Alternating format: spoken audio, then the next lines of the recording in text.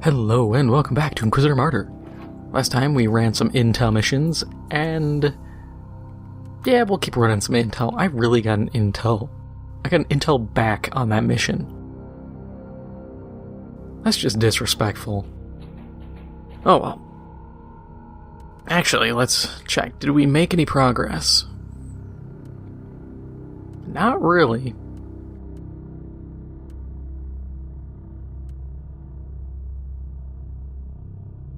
Oh, that's actually not bad. Bonus damage for every vulnerability stack. Not the greatest, but it is free damage. I know what this is gonna be. One of the two other ones is gonna be physical vulnerability, and then I don't know what the other one's gonna be, but my guess is they're all going to be vulnerability chances, which doesn't help me a whole lot, unfortunately. Okay, so we might end up flipping back on that one. We'll see. Hoping for the best. Is my staff done? Yeah. God, I forgot that's got the same dot bonus that my needler rifle has on my assassin.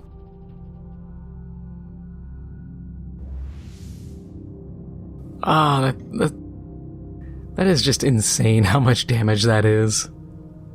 Warp resist, cool, don't care. Yeah, Psalm code. And then we'll just keep going. Void shards and money. Oh no, warp resist. Oh my god, they actually have a ton of warp resist. Literally, it's not going to actually stack up that way, but if they did stack, Hordes and Elites would have 100% warp resist. Oh, that would suck. But I don't care.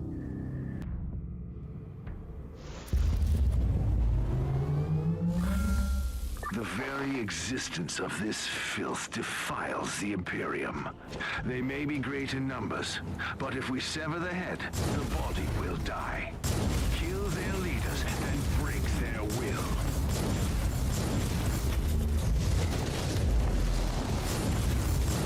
So, I was listening to the official podcast, which is Moist Critical Charlie, whatever you want to call him. Him and some of his friends.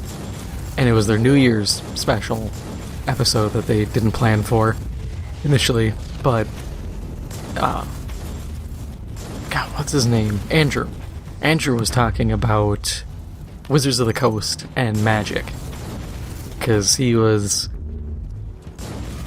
To say butthurt would be an understatement, and I do not say butthurt in a divisive or dismissive manner, because I completely understand where he's coming from. He was talking about how bad Magic has become. They have printed more cards. God, I think it was in the past year, 10,000 different cards or something. It was something stupid, because they're printing so many commander decks. They're printing just tons and tons of cards. I mean, they've got commander decks that are The Walking Dead, My Little Pony, there's the 40K ones that I can't find in any store, because I would actually buy them. There's the normal themed ones that they have. There's My Little Pony, Transformers, 40K, King Kong, no, not King Kong, Godzilla. That's another one I wanted to get, was the Godzilla sets, because I also like Godzilla. And there was more sets that they've made for Commander, but the Walking Dead one, it's recognized in certain tournaments. And there's a Post Malone set, which, admittedly, I would get the Post Malone, even though I am contributing to the problem, because it's justifying Wizards to make more, but I would get the Post Malone one, because I do like Post. of the musicians I've seen, he's one of the few who's actually very down to earth and hasn't let stardom get to his head, which I respect immensely. The man may look like a doodle pet, but at least the face tattoos and everything are just an oddity, and it's not like him just being weird. But Magic's printed so many sets, and if you know Magic, you heard about the Black Lotus reprint. That it's one of it's part of a series of protected cards where they effectively said, "Hey, we will never reprint these cards. Their value will only go up." And then for the 30th anniversary, Wizards went, "Oh, well, we're not reprinting them. We're making proxies that are slightly modified, and you have to buy 4 boosters to maybe get the cards. And the boosters are $250 each, and you can only buy them in packs of 4, and each booster gives you 15 cards." So people were pointing out, you want me to spend $1,000 on something that has no value and not tournament legal, and isn't really worth anything even as a collector's item, because there's no value to them, because they're just kind of shoddy reprints. And I was just floored by that, because it reminds me, this is the dumbest thing I've ever heard too, it reminds me of, there was some guys who were making NFTs that were replicas of other NFTs. So like, if you wanted a certain Bored Ape or a CryptoPunk, you could buy a cheaper replica that when you check the blockchain, it clearly states it's a replica, because you could track the original owners of the original copy and see that they're not the owner. But it's like that, where it's this weird... wasn't even paying attention for a second. This weird kind of gray area, but no consumer wins.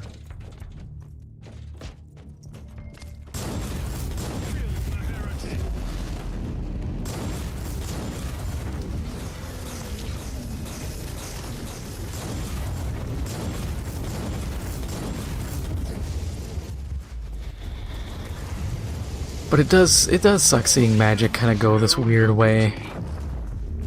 Because as much as I do like the 40K crossover and all that, I like just seeing where the stories and the worlds in Magic would go. Like Phyrexia, where these machines kind of take over everything and convert people into Phyrexians. Or you had the Slivers.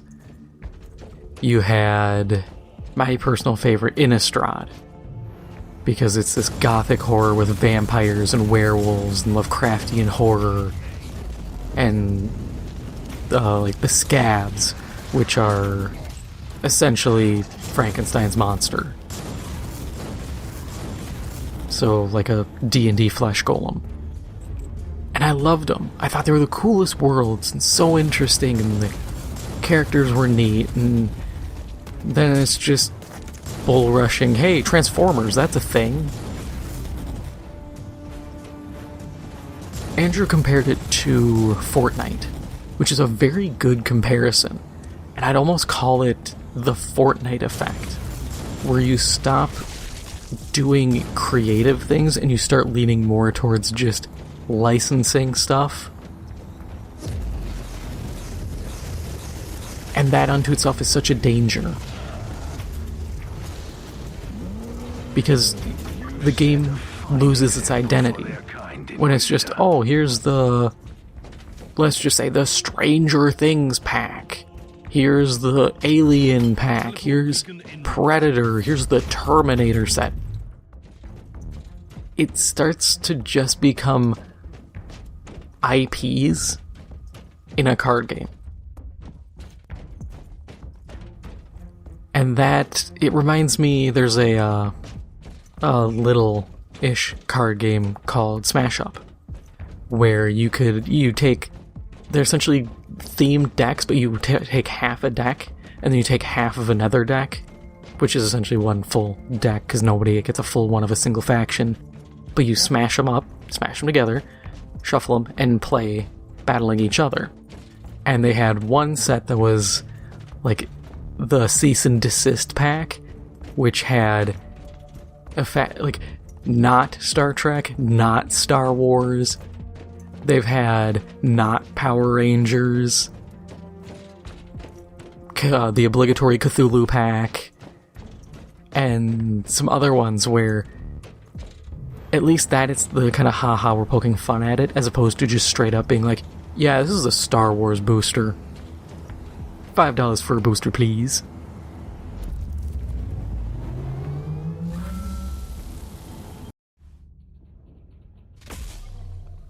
Hey, level up. But it's just worrying to see where Magic is gonna go, because I've even seen reports of investors saying, hey, you are killing our franchise. Did not mean to hit that button. But that's fine, because we can do stuff from here. Oh yeah, because we still gotta get something.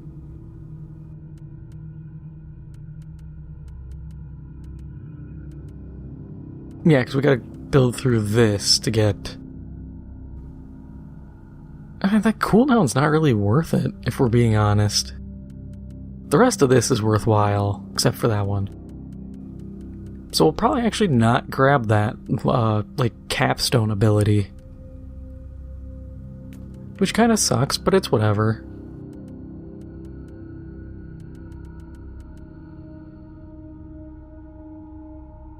That's useful, but also not.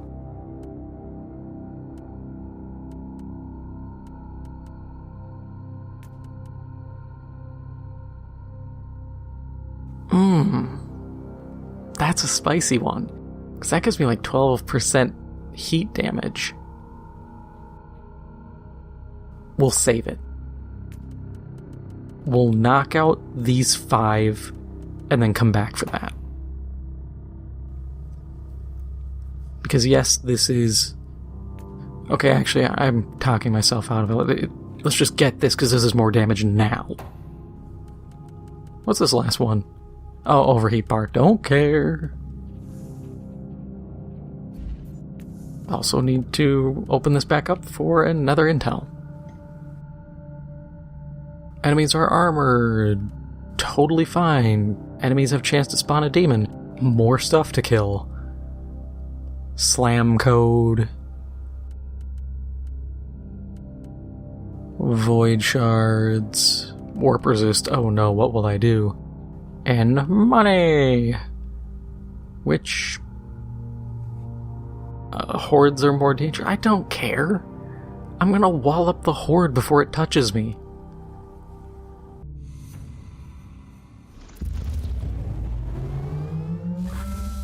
This looks bad. Our navigator has gone half mad from the warp anomalies. We've detected several warp rifts in the area. The veil between the real space and the immaterium is fading. We have to stop this madness.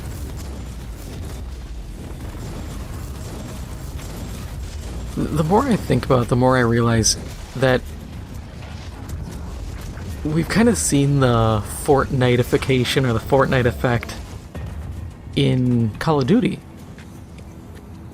We had the Judge Dredd skins, we had the Halloween skins that let you be Leatherface and Billy the Puppet and Ghostface and all that stuff. So we've already started to see this elsewhere, which isn't a good sign.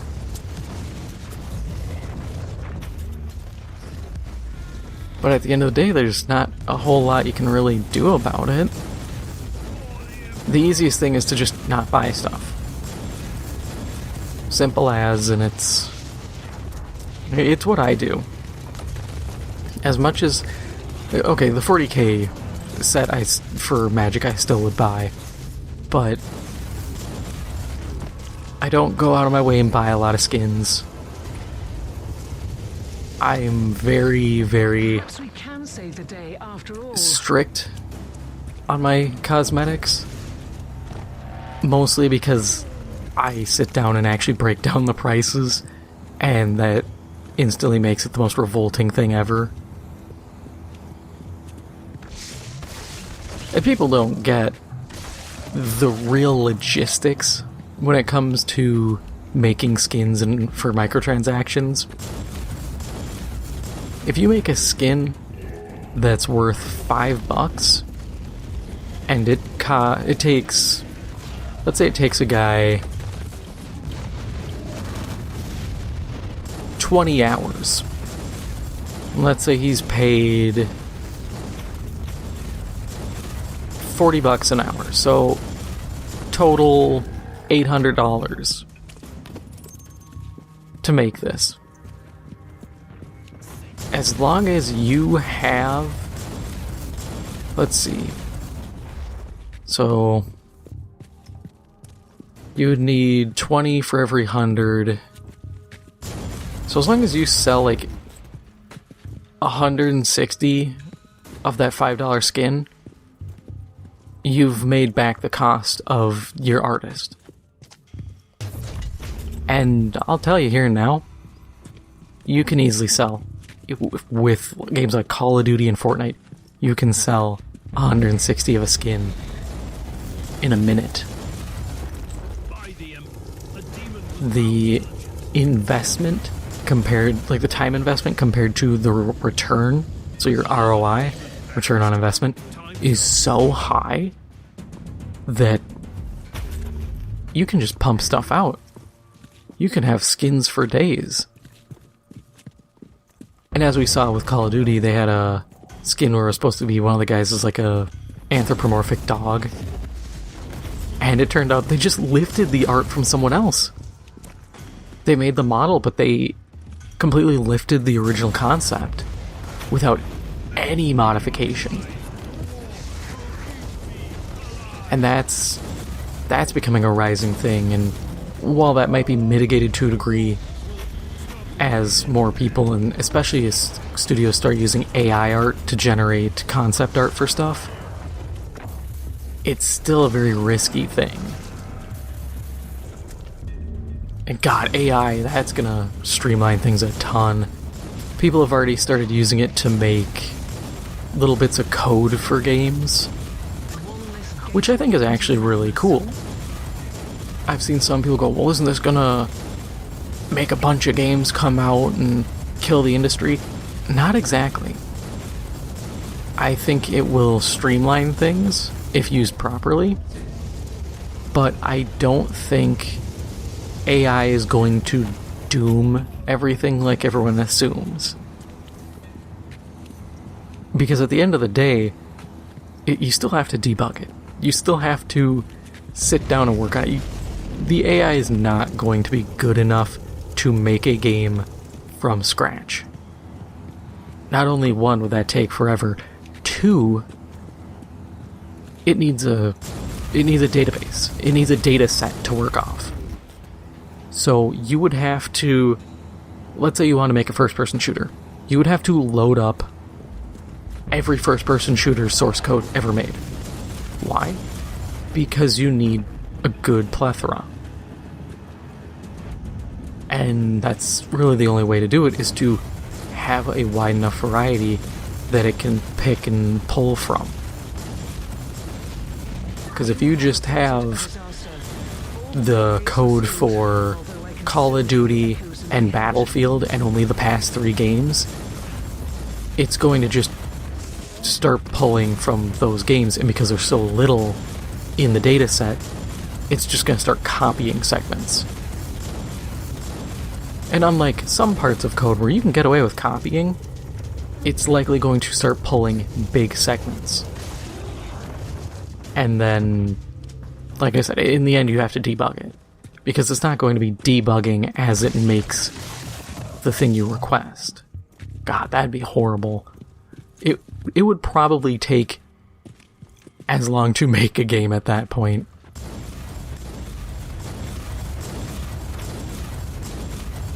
But I think AI has a good future. I know a lot of people aren't keen on it. Understandable. It's pretty wild. I know artists who are pretty mad about it. I think, in the end, I think it can be utilized by every artist if you're doing, like, backgrounds. A friend of mine who's an artist, she can do backgrounds, but it's really time-consuming, and it's difficult. So, to me, I'm like, well, wouldn't it be good to just put in a prompt, generate a background, do your whatever alterations you need, and kind of have that framework done so that your art can kind of go up another level. And yeah, eventually keep working on your own background stuff so you can do it yourself, but utilize the tools around you. I view it as kind of like comparing drawing on a pen, like a pad and paper, or pencil and pad, to Photoshop, or using Procreate or any of the art programs. Yeah, the programs are faster and more effective in certain ways. Erasing stuff is a lot easier. Being able to undo when it's literally just Control Z if you screw up, and getting infinite redos didn't take away from people doing pencil and pad and drawing stuff by hand that way. It just made those people seem far more skilled. It realistically, all it did is it lowered the skill gap. It made art more accessible. And that's not a bad thing. It's just when people start trying to, like, sell AI-generated art that's entirely AI-generated, it starts to get really, not ethically questionable, but more legal-ish, because it's like with, there was a case, I think it's going on right now, regarding Bored Ape NFTs, where they're trying to argue, I think it's copyright, saying, hey, who owns the rights to these images? And the courts are saying, well, there wasn't a human hand involved, which you can argue the selection process of all the AI-generated images is the human element, but that becomes an issue, and it raises questions of how much human input is needed to be designated as made by a person.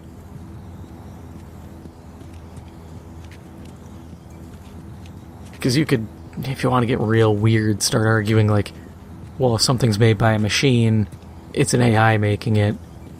The human input gave it the plans, but then the object itself was fabricated by a machine.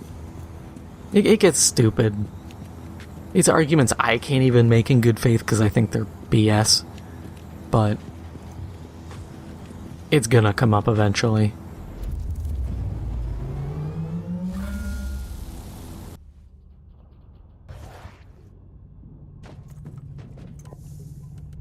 Let's see what that inoculator is like.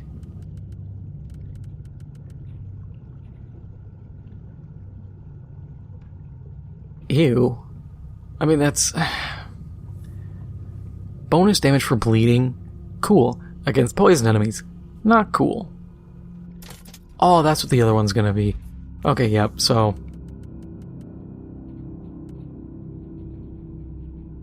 oh, actually, I'm wrong, because that's critical hit chance. I thought it was going to be physical vulnerability and then poison vulnerability.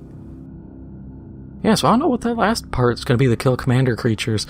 It could be anything at this point.